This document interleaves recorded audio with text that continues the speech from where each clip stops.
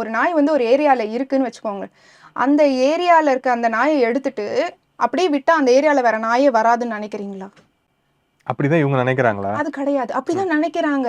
General public என்ன நினைக்கிறாங்கன்னா, எங்க குழந்தைய வந்து கடிச்சிருச்சு, நீ வந்து பதில் சொல்லுவியா? கரெக்ட். இது நியாயமான கோவம். இப்ப எங்க வீட்ல ஒரு குழந்தைய கடிச்சாலும் எனக்குமே கோவம் வரும். ஆனா அந்த கோவத்தை நம்ம எங்க காட்டணும்? அந்த நாய் மேல காட்டணுமா?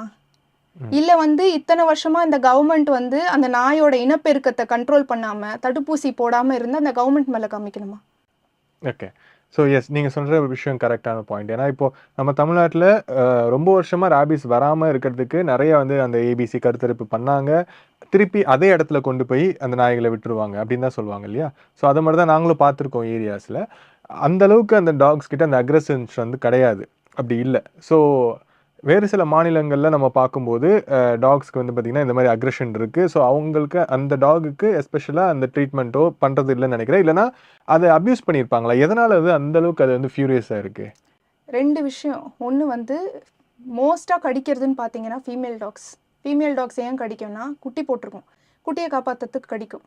பைட்ஸ் நீங்கள் வந்து சர்வே படி எடுத்து பார்த்தாலுமே வந்து ஃபீமேல் டாக்ஸ் தான் அதிகமாக கடிக்கும். ஏன்னா குட்டி போடுறத அந்த குட்டியை காப்பாற்றுறதுக்காக கடிக்கும். இப்போ நாங்கள் இந்த கருத்தடை பண்ணிட்டோம்னா அந்த ஃபீமேல் வந்து குட்டியே போட போகிறதில்ல. அது ஏன் கடிக்கணும்? அங்கேயே அக்ரெஷன் ஸ்டாப்.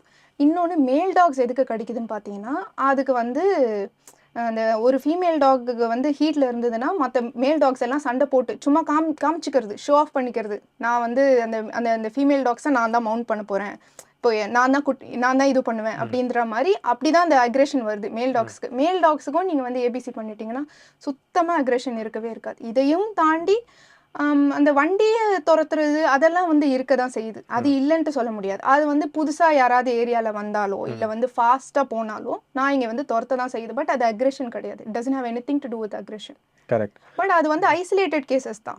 நாட் எல்லா டாக்ஸுமே துரத்தும்னு கிடையாது. ஒரு சில நாய்கள்